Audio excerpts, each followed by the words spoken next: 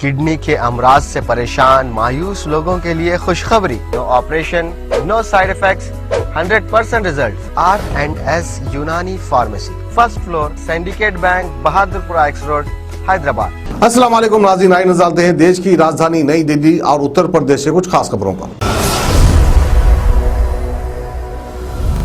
गुरुग्राम के बिलासपुर में एक प्राइवेट कंपनी में नौकरी से हटाए जाने के बाद अपनी पत्नी के साथ सैलरी मांगने गए युवक से एक महिला और एक पुरुष ने मिलकर उनके साथ मारपीट की और जाति सूचक शब्द भी कहे और इस दौरान उन्होंने बेरहमी से पीड़ित की पत्नी के पेट पे भी लात मार दी। बताया जा रहा है कि पीड़ित अपनी पत्नी के साथ कंपनी पहुंचा था और सैलरी के रुपए मांग रहा था। आरोप है कि पीड़ित के 17,000 रुपए बनते थे जबकि उसे 15 ही दिए जा रहे थे। विरोध जताया तो जाति सूचक शब्द कहते हुए आरोपियों ने उनके साथ मारपीट करना शुरू कर दिया और इस दौरान पीड़ित की पत्नी के पेट में भी लात मारी जिससे उसकी वहीं पर ही तबीयत खराब हो गई। महिला को इलाज के लिए हॉस्पिटल ले जाया गया जहां डॉक्टर्स ने बताया कि गर्भ में पल रहे 3 महीने के भ्रूण की मौत हो गई। ये मामला बढ़ता देख दोनों पक्षों में समझौते की बात भी चली लेकिन फिर बात ना बन पाने पर पुलिस को शिकायत कर दी गई। तो वहीं बिलासपुर थाना SHO इंस्पेक्टर नवीन ने बताया कि मामले में FIR दर्ज करवा दी गई है और इस मामले की जाँच भी की जा रही है।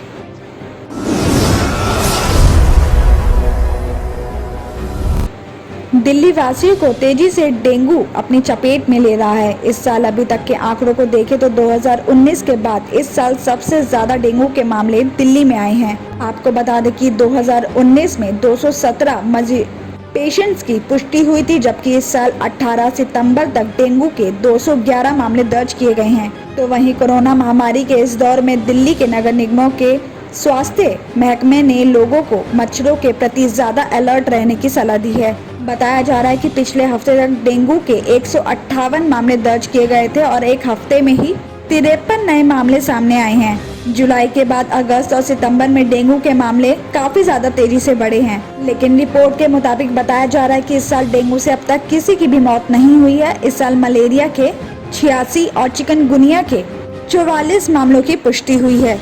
साथ ही आपको ये भी बता दें कि डेंगू फैलाने वाले मच्छर का लार्वा साफ और ठहरे हुए पानी में पनपता है जबकि मलेरिया के मच्छर का लार्वा गंदे पानी में पनपता है और मच्छर जनित बीमारी के मामले आमतौर पर जुलाई से नवंबर के बीच सामने आते हैं लेकिन इस साल भारी बारिश होने की वजह से और ज्यादा पानी इकट्ठा होने की वजह से मच्छर जनित बीमारियों के मामले बढ़े हैं।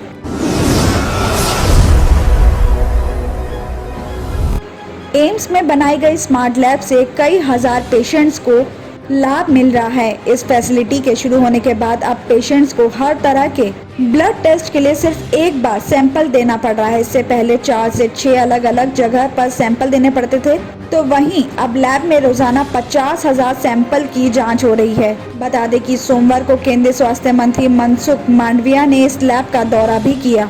हॉस्पिटल के डॉक्टर्स ने बताया कि स्मार्ट लैब शुरू होने के बाद से लैब में डेली 4 गुना तक पेशेंट्स के सैंपल की जांच कर रहा है। एम्स के लेबोरेटरी विभाग के डॉक्टर श्याम प्रकाश ने बताया कि स्मार्ट लैब में डेली 4,000 से लेकर 4,500 पेशेंट्स के सैंपल की जांच कर रहा है। साथ ही लैब की खासियत बताते हुए डॉक्टर तुषार सहगल ने कहा कि स्मार्ट लैब के बाद गलती की संभावना कम हो गई है। एक सैंपल से ही सारी जांच की जा रही है। अगर किसी जांच की रिपोर्ट पर डॉक्टर को संदेह है या डॉक्टर फिर से जांच कराना चाहता है तो उसी सैंपल से जांच की जा सकती है। सैंपल 3 दिनों के लिए रखा जाता है। एक बटन दबाते ही सैंपल फिर से जांच के लिए अपने आप ट्रैक पर आ जाता है और जांच की जाती है लेकिन 3 दिन के बाद सैंपल अपने आप खत्म हो जाता है। इसके बाद पेशेंट को फिर से नया सैंपल देना पड़ता है। कुल मिलाकर एम्स का ये स्मार्ट लैब पेशेंट्स के लिए फायदेमंद साबित हो रहा है और इस लैब में एक ही सैंपल से 25 तरह के टेस्ट हो जाते हैं। वहीं नए स्मार्ट लैब शुरू होने के बाद जांच सैंपल देने के बाद डॉक्टर को शाम तक ही पेशेंट की रिपोर्ट मिल जाती है।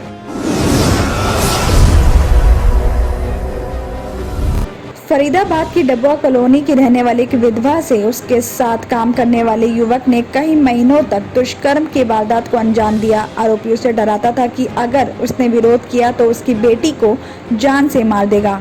इस मामले में पीड़िता ने बताया कि वो उत्तर प्रदेश की रहने वाली है। उसके पति की साल 2019 में मौत हो गई थी। 2021 में उसके साथ काम करने वाले फॉरमैन से उसकी दोस्ती हो गई। जनवरी में तबीयत खराब हो जाने की वजह से नौकरी पर नहीं जा पा रही थी। आरोप है कि इसी दौरान युवक उसकी मदद के लिए घर पर आया और दुष्कर्म किया। इसके बाद से लगातार ब्लैकमेल करके दुष्कर्म करता रहा। पीड़िता ने विरोध करने पर उसे और उसकी बेटी को जान से मारने की धमकी देता था। पीड़िता की शिकायत पर पुलिस ने मामला दर्ज कर लिया है और जांच भी शुरू कर दी है।